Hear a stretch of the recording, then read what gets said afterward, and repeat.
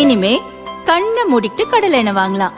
ஏன்னா மந்த்ரா கடலை எண்ணெய் இதயத்தின் தயாரிப்பு. வறுக்க பொரிக்க ஏன் எல்லா சமையலுக்கும் மந்த்ரா தான். மந்த்ரா கடலை எண்ணெய், அபார ருசி, ஆரோக்கியமான உடல் நலம்.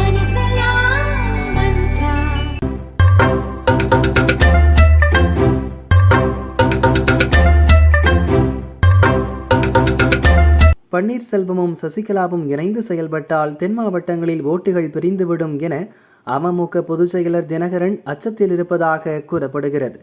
இதுகுறித்து அமமுக வட்டாரம் கூறியதாவது: சிறையிலிருந்து சசிகலா வெளியே வந்தபோது அவரை வைத்தே அதிமுகவை கைப்பற்ற தினகரன் திட்டமிட்டார். ஆனால் அதிமுகவில் தன்னை மீண்டும் சேர்த்துக் கொள்வர் என நம்பியதால் தினகரன் பேச்சை சசிகலா கேட்கவில்லை. இதனால் இருவருக்கும் இடையே கருத்து வேறுபாடு ஏற்பட்டு பிரிந்தனர். கடந்த 2017 அதிமுக பொதுச் செயலர் பழனிசாமியை துரோகி என விமர்சித்து வந்த தினகரன் இப்போது அவரை முதல்வராக்குவேன் என கூறி அதிமுகவுடன் கூட்டணி அமைத்துள்ளார். தென் மாவட்டங்களில் தினகரனின் பலம் முக்குலத்தோர் சமூக ஓட்டுகள்தான். அதனால் அவரை பலகட்ட பேச்சுக்கு பின் கூட்டணிக்குள் பாஜக தலைமை கொண்டு வந்தது. ஆனால் பழனிசாமியுடன் தினகரன் கைகோர்த்ததை அமமுக நிர்வாகிகள் பலர் ஏற்கவில்லை.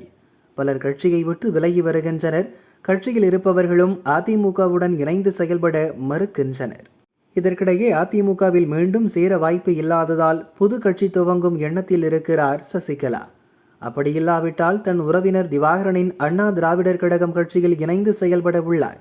முக்குலத்தோர் சமூகத்தினர் அடர்த்தியாக இருக்கும் தொகுதிகளில் மட்டும் களமிறங்கவும் சசிகலா முடிவெடுத்துள்ளார்.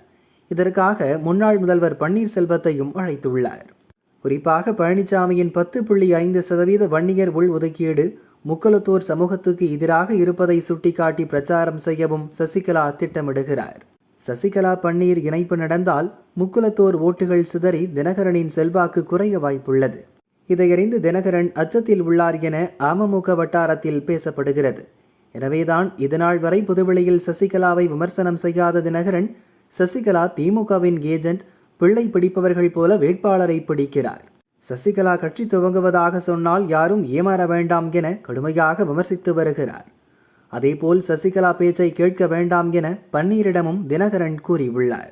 ஆனால் பன்னீர்செல்வம் கேட்காததால் அவரை பசுத்தோல் போர்த்திய புலி என தினகரன் விமர்சித்துள்ளார்.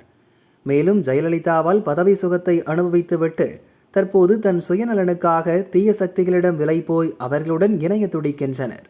சட்டசபைக்குள் தன் ஆதரவாளரை வைத்து எம்ஜிஆர் ஜெயலலிதாவின் புகழுக்கு களங்கம் ஏற்படுத்தும் வகையில் நடந்து கொண்டதை மக்கள் நிச்சயம் மன்னிக்க மாட்டார்கள்.